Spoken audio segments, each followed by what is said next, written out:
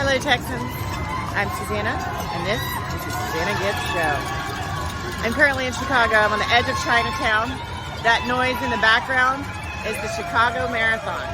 I was lucky enough to see the leader go by earlier today. They made the new world record. Congratulations. Marathons are amazing. People are amazing. The human spirit and persistence it takes to run 26 miles. Our next guest also has a very strong spirit. She started her passion business in her kitchen during COVID. I really enjoyed talking with her. I hope you enjoy her story as well. Please connect with us at giveagencydallas.com. We would love to hear from you. We're going to end this podcast with our insurance story of the week because the insurance agency sponsors it. I'm here for a conference, which is why I get to see this amazing, amazing experience. And now, on with the show. On the podcast with me today is Jessica. She is the founder of Ezra Coffee, self-made CEO with an amazing story, and I can't wait to hear all of it. So thank you so much for being on the show. Hey, thank you so much for having me. I'm so excited to chit-chat with you today. So before we get into the yummy coffee parts, what you said, I was sanctioned stalking through your website, and I saw that you're a former educator and diversity and inclusion strategist. What does that mean? Yeah, so I actually started my career. I graduated in 2007, so right after 2007 came the recession. So I was looking for jobs, doing things there, and I did this program called AmeriCorps. It's similar to Peace Corps, but you stay in state. And so I did AmeriCorps, and it placed me with a job in Cincinnati Public Schools, helping students go to college. And it was actually what I wanted to do in my hometown of Atlanta, but you had to be a teacher first. So I went through Cincinnati, stayed there, worked in their education system, helping students, first-generation low-income students, matriculate to and through the collegiate process. And then I jumped into higher ed. So then I worked at Ohio State University and then Purdue University as well, working with their diversity programming to recruit more diverse students and candidates to the school, university, faculty, and students. And then more importantly, help them stay at the university from a retention perspective because we're having high attrition rates. So that was my background in that space. And then from there, I continued in my D&I journey and went to corporate. And so within the corporate sector, I was working at an automotive company, and we were doing all of their diverse marketing, multicultural footprints. Was this still in Ohio?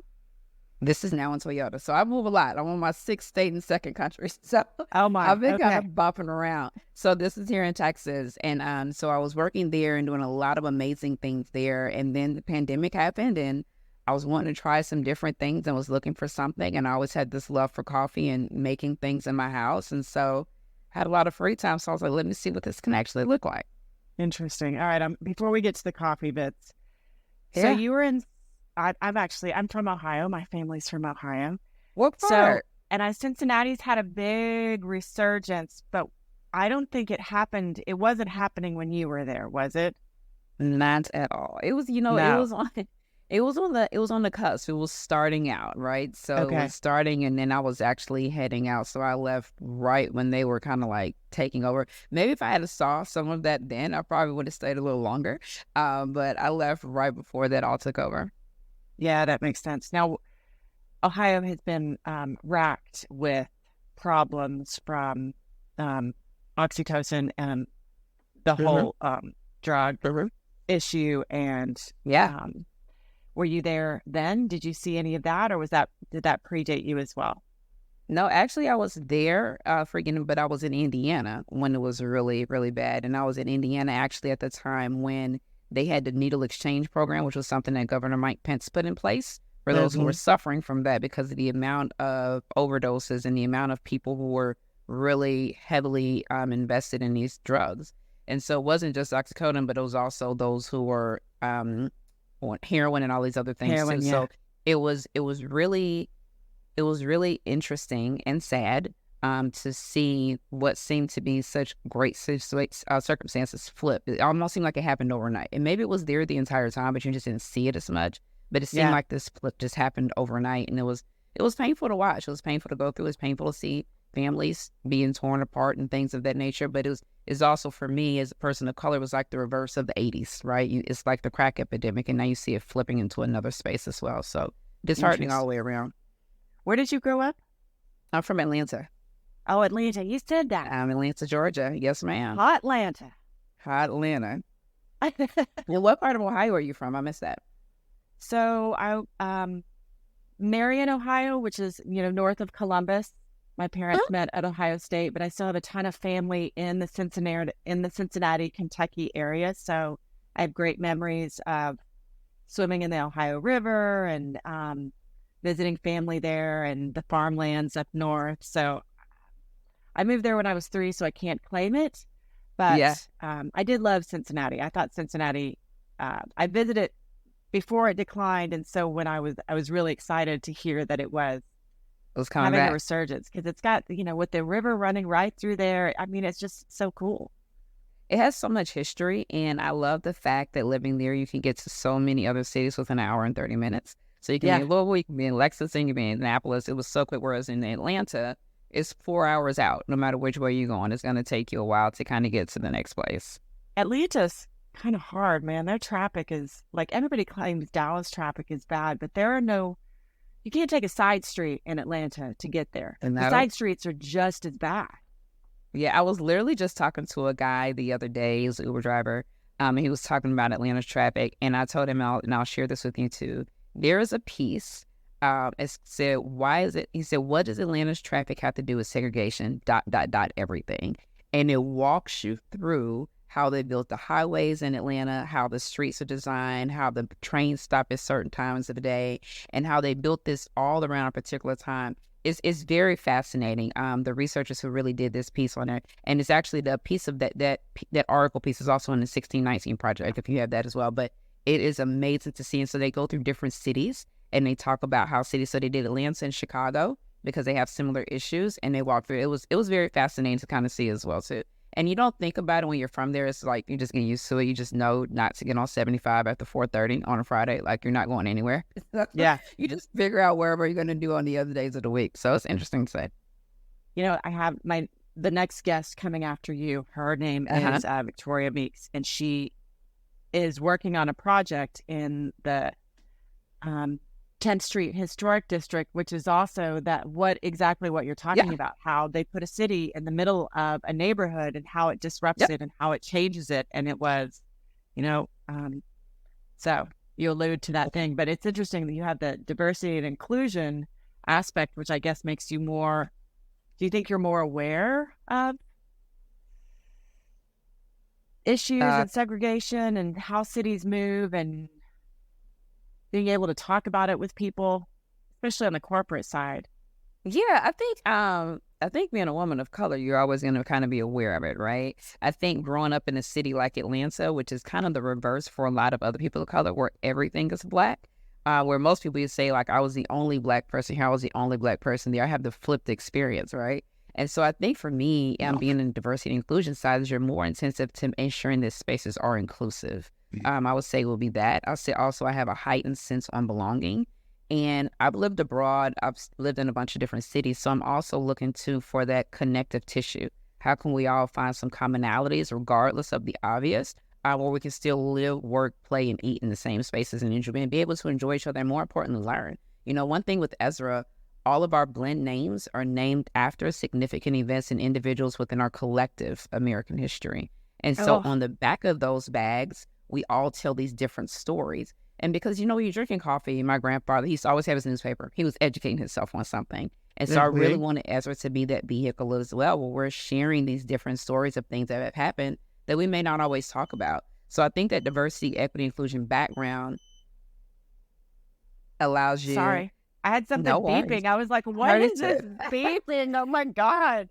Yeah, I think it just put a heightened awareness on being inclusive and creating a sense of belonging and making sure that you're weaving in that connective tissue within not only your product, but within your business as well. Interesting. So since you brought this up and I saw some of the names of the coffees, would you, what is it Lord of Tulsa? What is that one? So we had, that's 64th in Tulsa. That's 64th in Tulsa, which is one of our best sellers. I actually have a bag here. So it's this is 64th in Tulsa. And this one highlights the presidential signing of the Civil Rights Act of 1964 by Lyndon B. Johnson. So when he signed that in his office, And then it also allows us to focus on Tulsa Black Wall Street and what took place in the Greenwood District in Tulsa, Oklahoma. So this is I call it progression through darkness. So it's our medium dark roast, if you kind of pick that up on that blend. It's an Ethiopian and Sumatran blend. Like I said, it's one of our best sellers. But that's what that one is. And then on the back of the bag, as I mentioned before, it kind of walks you through that story of the connection between the two of those and what took place there and the progress, more importantly, that we made. And we think about what took place in that district, what was lost for that group of people was generational wealth. And you'll see that this bag is particularly green because they destroyed that district. So one thing about our stories... Could you just in case we have somebody who's listening who doesn't know the story behind the Greenwood Tulsa, would you explain what that was? Yeah, absolutely. So in May was Memorial Day weekend, 1901.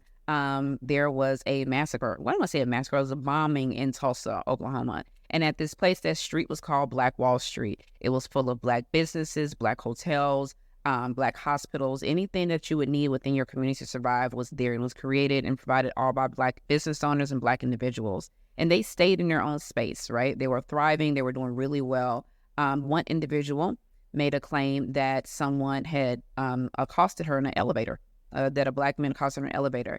And people went out to try to find who this Black man was. And so even though this town where this happened was very far away, they came to Greenwood saying that the person said, we saw somebody say he was here. And in 3 days, they bombed all of these businesses. They tore down these people's houses. They ransacked this. So 17 restaurants, 3 hospitals, movie theaters, everything's banks were destroyed in a matter of 3 days. And all of these individuals were displaced. They lost all of their things, and they had to literally try to start over in another town that was also segregated. So when they went from an unsegregated space, they had to go to a now segregated space. And even if you look at some of the stories, the women were saying, I was going to these places to work, and I saw this woman tells it, she said, and this lady had on my clothes. She had on my furs because they were stolen these individuals' things when they went through and ransacked this town. And even after all of that, what's most interesting is people say, well, what happened to the individual? The guy that was supposed to did this wasn't even in the town, didn't do it, was proven not guilty, the whole thing. So all this started off of a lie, a rumor that was founded to be untrue. What do you say to people who, and we'll get back to the coffee names in a minute, but what do you say to people when they're like, why would you put something negative on the front of your coffee? Like, why not just let it go? Oh, no, that's not negative at all. That's not negative. Because think about it. Had that not happened, when that was on the quest of how we got our civil rights, right? So we have the 64th and Tulsa Peace. We had to start somewhere. We had to start having that conversation somewhere because if we weren't, where would we be now? So I don't feel like it's negative at all. That's why I said it's progression through darkness. The progress is still the 60 for the Civil Rights Act. That didn't just, it was led by white people, but it wasn't just focused on us. It said underrepresented people. So that's women as well. So no, I don't feel like it's negative at all. I think when you read it, I think when people read history, they look to see, I don't want to be reminded of this. But I think we also have to look at what happened and then what got us here. I don't feel like that's in a negative space either. I think, and none of our stories on any of our blends are rooted in adversity or struggle or anything like that, right? So even the story that's on the back of this bag highlights the 2 things. We don't walk through what took place, what we just share with you on within the Tulsa Massacre. We leave that up to the reader for them to understand. We highlight it, we put the pieces in there, but our connective tissue, like we talked from an inclusion standpoint, shows the progression from this, the equality of this and how these 2 were married together. And how we got to where we are now, where we're all sitting down in coffee shops equally together, drinking amazing coffee, telling great stories, meeting up with our girlfriends, meeting up with our LGBTQ friends. All of that came out the Civil Rights Act. I love that. Tell me about Lord Baldwin. What's that one about? Yes. So as you can tell, I love history, but Lord Baldwin is named after Audre Lorde and James Baldwin, both writers, both activists, both LGBTQ, but both out to eradicate any of the isms. Their focus was, while they love America, they had no problem telling her about herself, but more importantly, they loved love, right? And we're talking about 2 individuals who were of color, growing up in space, and many African Americans are rooted heavily in Christianity and spirituality, where they are not able to be their free self. They are not able to love who they want to love. They are not able to be able to show up authentically. because of the judgment within those spaces. And so I love both of them because they were both out to eradicate all of the isms. And they were great writers, but more importantly, they contributed so much to our culture. So that blend is a Kenyan double A. It's the darkest blend that you can find of coffee. And we have that one. We feel like that one is for the woke, the activists, the writers, the ones who need to stay up all night because they're trying to push through the professors. You know, the ones that are going to give it to you straight up, no chaser. And so that's why that's the particular strongest blend. And that one is orange as well, too. So I really wanted this brand to be inclusive. And within that, we highlight that community within those individuals as well, too. That's so fun. So all right, now we've gotten the names. I want to go back because you started this in your kitchen, right? Yeah. During COVID? During COVID. I had a lot of free time on my hands, Susanna. Everybody had all the free time on their hands. You know, like so many amazing ideas came out of COVID because people had to sit there and think about stuff. But I'm so fascinated. So walk us, how do you roast coffee beans in your kitchen? Does it smell amazing or terrible? It can go either way. I'm going to say it here right now because when you're burning them up, it's definitely going to go to the opposite way of it smelling terrible. So I really wanted to get, I love coffee. Started drinking with my grandfather back in Arkansas. So that's where my grandparents are from. But my sister has a lot of food allergies. So, and more importantly, she's lactose intolerant. So she can't do any milk-based stuff with her. So she couldn't do any milk-based stuff with her creamers. And she also has a soy and a nut allergy. So there's no soy milk, no almond milk. No, she can't do any of that. That's how I live.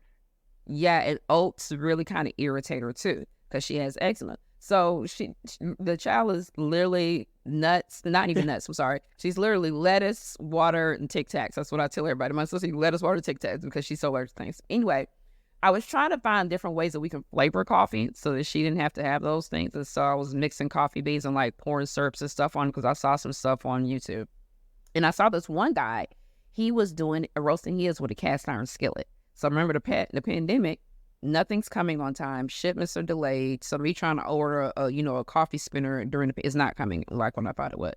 So I did have a cast iron skillet and I had some green beans from when I was traveling. So I started mixing them there and I was like, let me see what this tastes like, and had an espresso machine so I could grind the beans down afterwards. And it wasn't half bad. What do you say you had green beans? What do you mean you had green beans? Yeah, so green primal beans. So they're green coffee beans. Those are before they've been cooked or anything. You can order green coffee beans from anywhere, like primal beans. And you can, for those who like to roast their own beans, you also order those. You roast your own beans, and you can grind them down with your espresso machine or your grinder. And then you can have your own coffee. So that's for people who are like super coffee enthusiasts. They want to do the entire thing on their own, right? So you can buy them washed or not, natural wash, whatever. So we did that.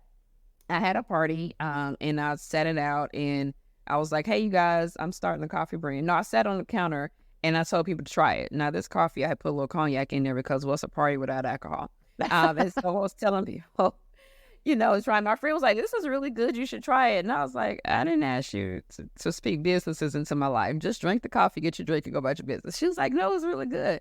And so I was like, well, let me see. And so I tried again. So I found a roaster. I'm looking online, like if there's some roasters here. And I found a few. And then I had to go narrow down. One guy said, I really like what you're doing. And I want to work with you. I said, I want to work with you too. He was faith-based, small, whatever. Because when you're roasting in your house, it's not going to be consistent. One. And two, it's not going to be sustainable. When people order something, they want a great product all the time. And at this time, Susanna, I'm burning up some. These are working out good. It's not consistent. So I went with him and we sat down. We came up with some recipes. I mailed them out. I did a post on Facebook. Who enjoys coffee? If you do, put your name in the comments. And then from there, I had people and I said, send me your address. And so I mailed them the samples that we came up with. We came up with 5. We came up with 5 samples. I mailed them to them. And I sent them a Google survey. Rank which ones you like, what you don't like, whatever.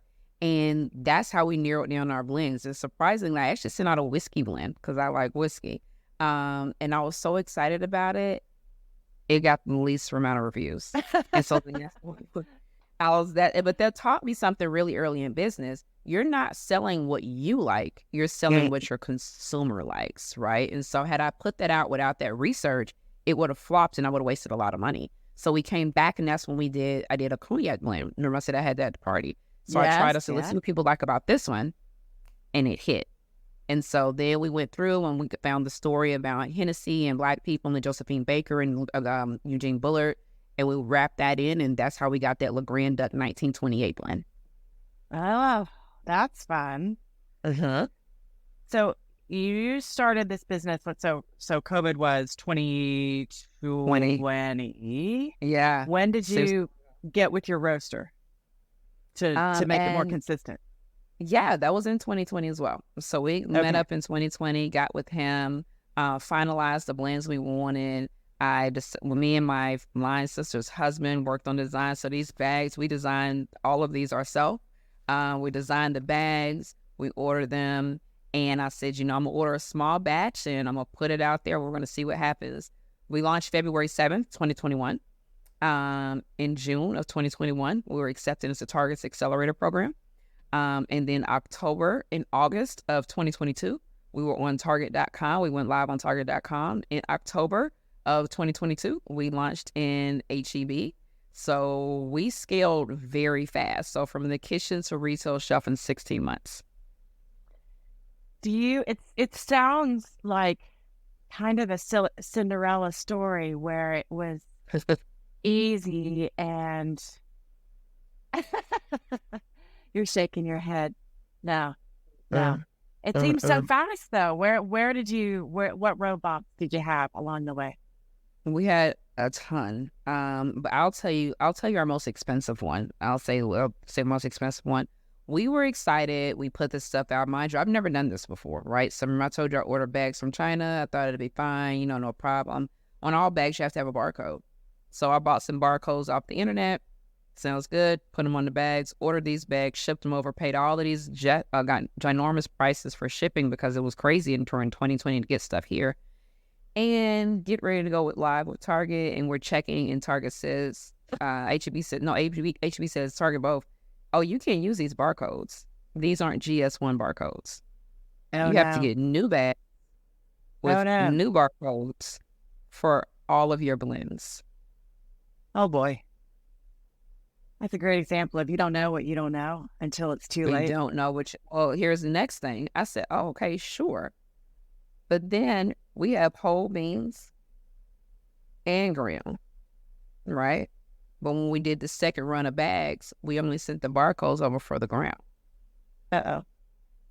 So now we have to do the whole beans on the back. So the thing is, we bought all of these other bags that we can no longer use in retail.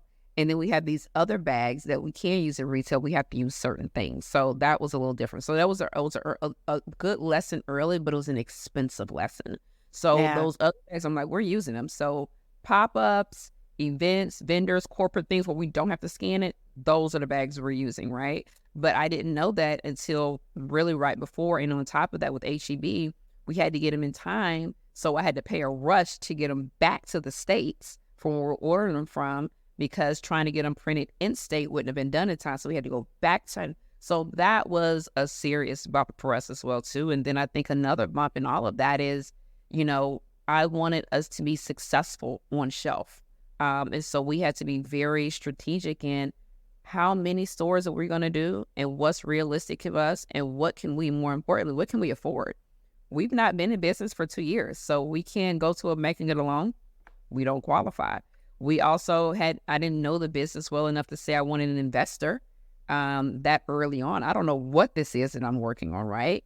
And at the same time, it's the pandemic. It's hard to try to do a friends and family round when people don't know if they're going to have their jobs tomorrow. They're not giving up anything. So it was really me having to be strategic. So I had a really nice Lexus truck at that time that I just adored. I love that little truck. And I had to turn it in. And I used that money from not having to make that car payment to investing and scaling and growing my business. Do you feel like, because you're 2 years in, which is a huge milestone for a new business. Yeah. Is year 2. Year 3 is, I think, for a lot of businesses where they finally go, okay. All that money that we've invested, are you guys positive? We fluctuate. I want us to be consistently positive month after, because we don't look at about a year. We look at month by month. I want us to be consistently positive. But yeah, that's where we are. Like we grew fast, we scaled fast, But and that we takes a just lot of have to. money, right? That takes a lot of money It to does do take all a lot those of money. things, and then you're It does. investing, and you can only make so much. So like year three is when you see a lot of, I think, I don't know, it just feels like people can breathe a little bit. It depends, right? You know, some people take on investments early in that mid time and they breathe a lot sooner than others. Some people have different things. For us right now, we're looking at innovation. So we have ground, we have whole beans, but what's next? You know, everyone wants to know, do y'all have K-cups? It's functional, it's quick, you know, where are we scaling next? So for us, year three is our innovation year. Right? Is our innovation Nice. scaling, how are we innovating and bringing in new products, new product offerings for our clients and our customers. And then more importantly too, how can we continue to scale our team? How good are you at your work-life balance? Terrible. But Terrible. guess what? I am on day 3 of getting my life together. So I said October, I'm getting my life together. So I'm on day 3 of being out the bed by a certain time, meditating for 10 minutes, writing my intentions down for the day. I've been putting my phone across the room so that when I wake up, the first thing I'm not doing is rolling over and looking at this phone and allowing my mind to be consumed with whatever's going on in the world. The doom So scroll. I'm starting. And more importantly, spending more time in my devotion, in my prayer. You know, when you wake up putting out fires, you never really got a chance to set the energy for your day or set the tone for what you wanted to focus on that day. So that's what I'm doing. Good for So you. I'm on day 3. So we'll see how this keeps going. Well, I think that is another challenge of being a business owner is making time for yourself. Yeah. But it's like having kids. If you don't make time for yourself, you're not going to be in good of a place for your kid or your business or your life or yourself. So good for you for making time for you. Yeah, I saw a lady was talking about the other day, and she says, you know, she has a multi-million-dollar business. She said, but you can't pour from an empty cup. Your team can't receive anything if you're empty. Your family can't receive. So you have to spend time recharging, refocusing, and renewing and repurposing your own things. So that's what I'm trying to focus on in this fourth quarter. That's awesome. Well, is there anything else that you want to talk about that we haven't touched on today? Sure, absolutely. So Ezra actually means he who helps in Hebrew. As I know, I'm very faith-based, and one thing that we want to do is make sure that we're also a vehicle of support for our community. And so what Ezra does is we use a portion of our proceeds to send students back to college. I'm very passionate about the collegiate process, but we know that a lot of students start school, but they don't finish school for various reasons. So we provide scholarships starting their sophomore year, junior, senior year, and we do what we call gap emergency funding. And so these scholarships are for things that you won't be able to find online. Let's say, you know, my financial aid came in late. I have a hold on my account. I wasn't able to register for classes. You know, we had some students, their parents lost their job during COVID, but they still had to use their previous tax returns, so there was a deficit. So we go in and provide students with scholarships up to $1,000 to help them cover those things, get back to campus, get holds released, cover fines, and things like that, so they can continue to finish their degree and graduate with a degree and not debt. Our first year, we awarded scholarships to students attending Howard University, Southern University, and Alabama State University. So we're really excited about that and the work that we're doing, not just within the business, but allowing our community to be a part of the community that they help within the people that we support and the students that we support. Oh, that's so great. Yeah, so we're very mission-based as well as being a great coffee brand. And if I walk into, are you in Central Markets or HEBs? Not yet. From your lips to God's ears. So we are in HEB.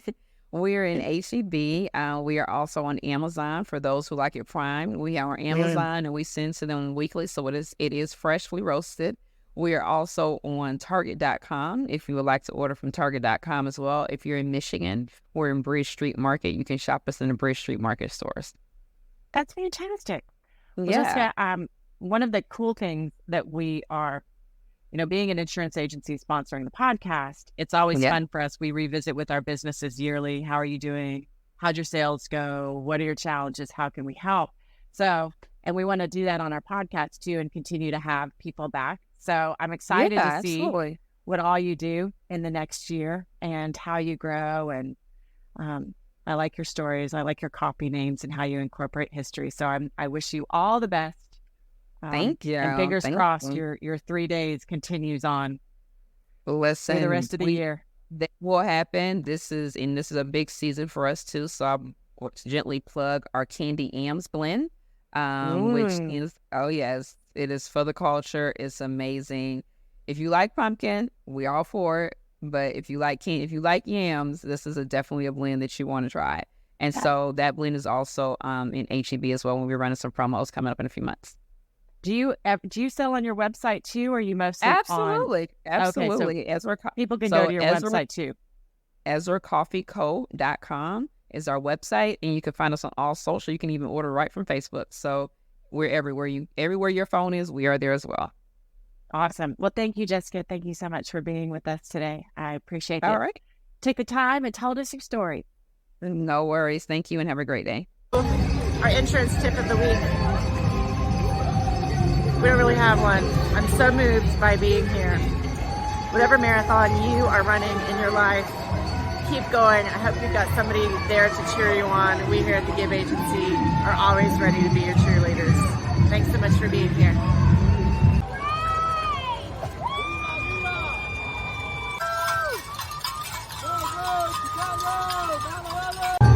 You're almost there. You got it. I just saw a chicken go by.